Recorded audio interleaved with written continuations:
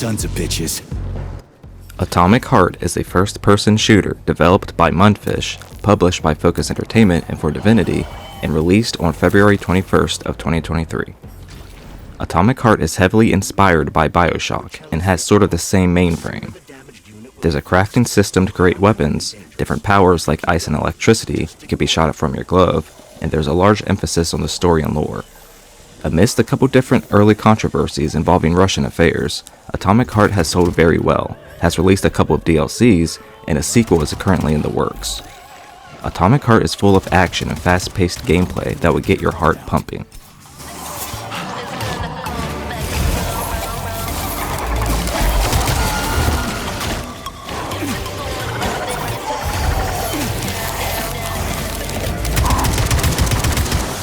The game is set in an alternate history version of the Soviet Union during 1955 in the Kazakh SSR. After Dmitry Sechenov created the polymer, more or less a liquid-based extension that could house AI programming, the Soviets earned their freedom from World War II with their technological developments and advancements. But when Nazi Germany was defeated, the Brown Plague was released, which led to the death of many. The Soviet Union's massive robot force was then used to take on different human labors.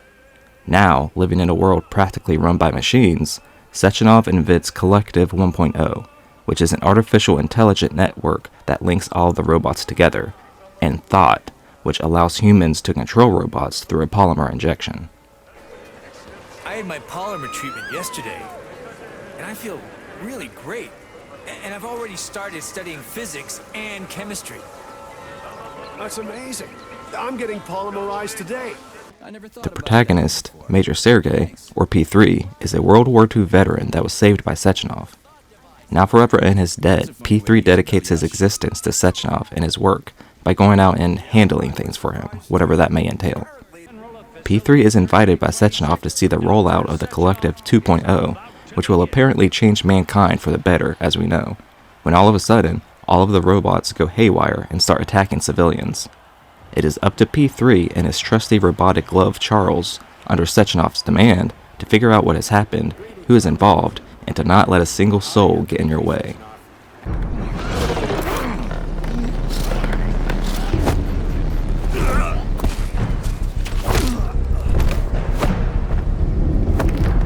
Go fuck yourself! Get the fuck off me!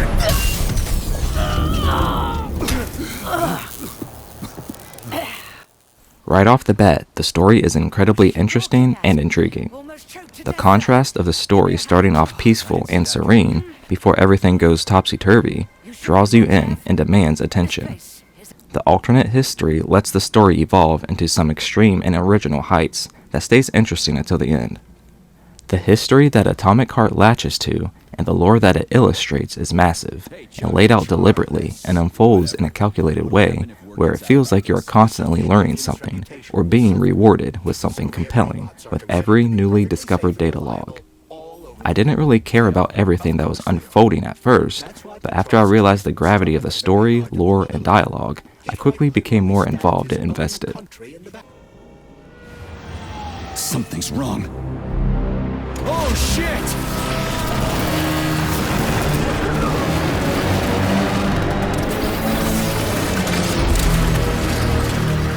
Gameplay involves the typical gameplay mechanics and elements of a first-person shooter. You can run, jump, duck, and dodge.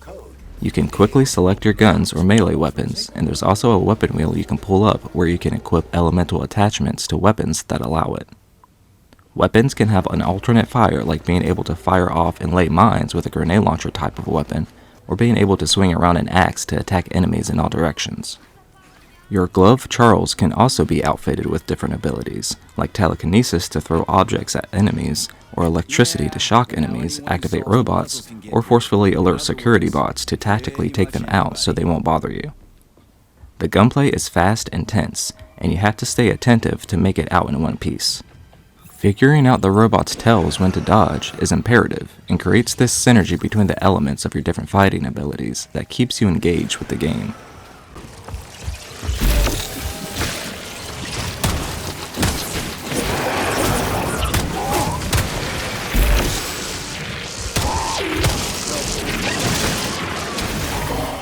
You can upgrade yourself and your abilities at an upgrade terminal. There are many different useful upgrades, like increasing your carrying capacity, gaining a roll when you land from high heights, or being able to create a chain with your lightning that affects nearby enemies.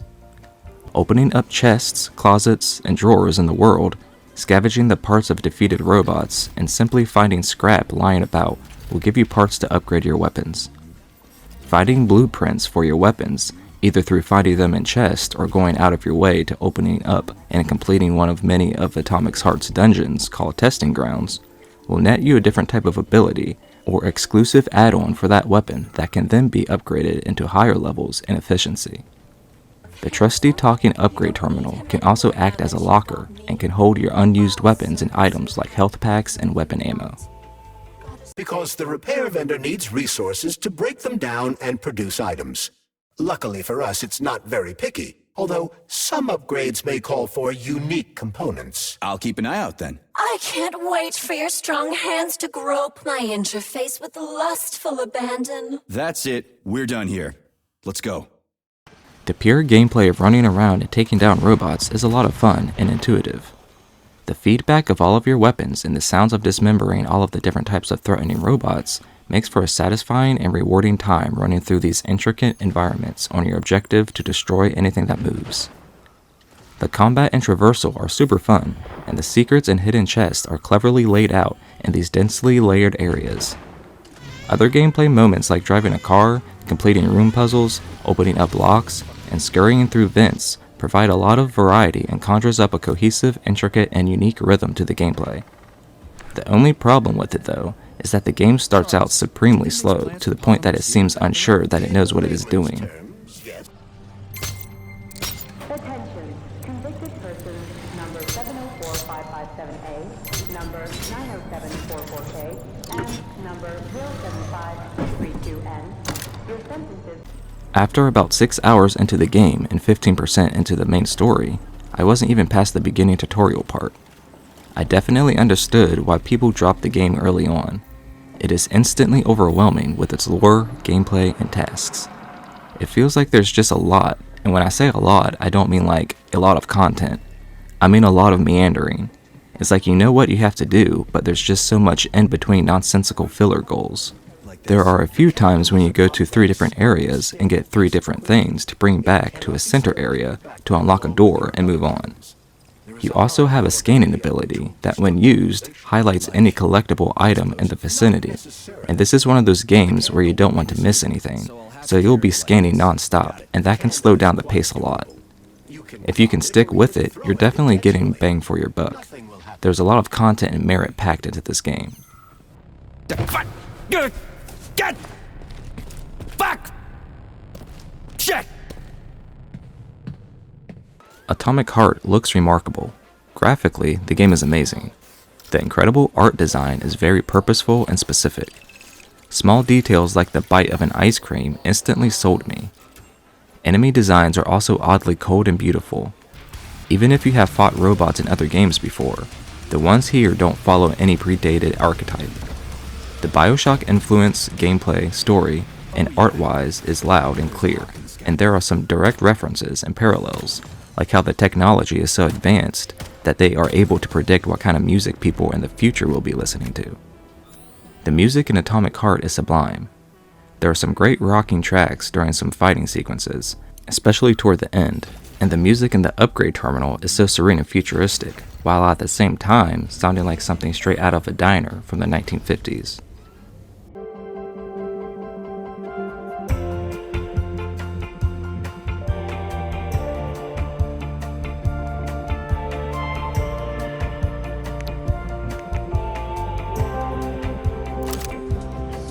Access granted. The dialogue here in Atomic Heart is absurd, weird, and funny. It is so unconventional in the best way. During the beginning of the game, it is horrendous. It is definitely a bad first impression. Characters talk over each other unrealistically, and what characters actually say will probably be the cringiest things you have heard in a long time. It's really weird how it's presented, because the way the dialogue and acting is strung along in the beginning and the end of the game is downright horrible, laughable even. The cadence and rhythm in which characters speak doesn't make sense at all. but during the rest of the game, the voice acting is actually really good. There is an insane amount of dialogue that you can't get if you never go to certain areas, talk to a certain person, or look in a certain direction in an area at a certain time that you'll only ever be at once. It's pretty spectacular at how much was recorded. For instance, there are dead humans that you can talk to through the polymer that they had injected, and these conversations are fully optional. After conversing with the dead, P3 and Charles will have an entire conversation about something, like why do all the humans sound so similar while talking through their polymer. It creates an insanely rich and detailed world with a bountiful history. Great, just a little more. You okay? I'm fine. How many fingers? 4. Great, now get up. I need your help. Who are they? They brought you here. Put pressure on this wound. They tried to save you. And who are you? Doctor, You got a name? no time for small talk. God damn. Forceps! Forceps! Forceps! Forceps! I'm on it. Get me them! What's this doing here? What took you so long? You got a neuropolymer capsule. We don't need one. Ugh. So what's your name, Doc? Larissa, and you ask a lot of questions. You know what? You're on your own. You got this. Where are you going? It's useless. We don't have the equipment. I've got the equipment. Great. I did run into a few problems while playing Atomic Heart. The subtitles are horrendous. The text is very small. At one point, the subtitles completely turned off, but I was able to turn them back on. When you pick up an audio log, you can let it play while you walk around and scavenge. They were working for the first part of the game, but then I had a glitch where the audio logs would play, but no sound came out. It was like this for the rest of my time playing. I could still go into the menu to listen to them though, but it's cooler to listen to them while you're eluding. The HUD popped up during the end cutscene, which was jarring and kind of pulled me out of the severity of the situation a bit. It was a sour note to end on.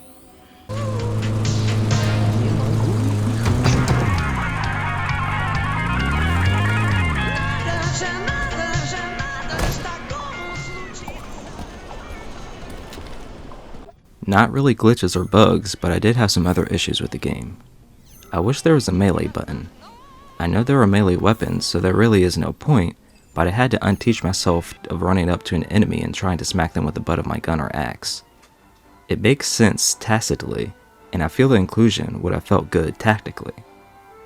I also felt the entire structure of the open world aspect of the game to feel off. You start off in a building and go into a semi-open world area. This area sort of teaches you how to play in this world and how to deal with the different types of robots. Then after completing a linear section of the game, you enter yet a larger open world area, in which you then continue to play the game and follow the story path into a couple more large structures, and then the game just ends. I feel like the build up to this open world falls flat and is moot. There are even more mechanics and opportunities that are specific to the open world environment that get thoroughly introduced and never have to be engaged with for the rest of the game. I felt like the game fell short in that regard. It seemed as if there was going to be more to the game, but it's just like, nope, now you're at the end.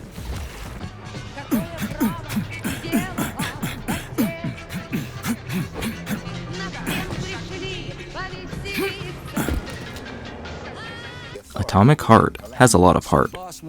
Through its gameplay, art design shown by its world and enemies, and engrossing mythology, it creates a new and amusing world to play in that easily stands out from the rest.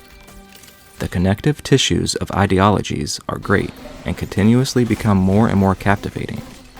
Although the dialogue can come off as super cheesy at times, it does a good job at showing levity and sincerity. The game unfortunately does a good job at making you not care about its grand adventure at first by being very paint by numbers and mundane. Atomic Heart holds its cards close to its chest by revealing its clear vision late in the game. Even though it doesn't become as transparent as quickly as it should, the riveting and atomic time you'll have being in this historic and twisted world will be unforgettable. Crispy critters. I give Atomic Heart an 8 out of 10.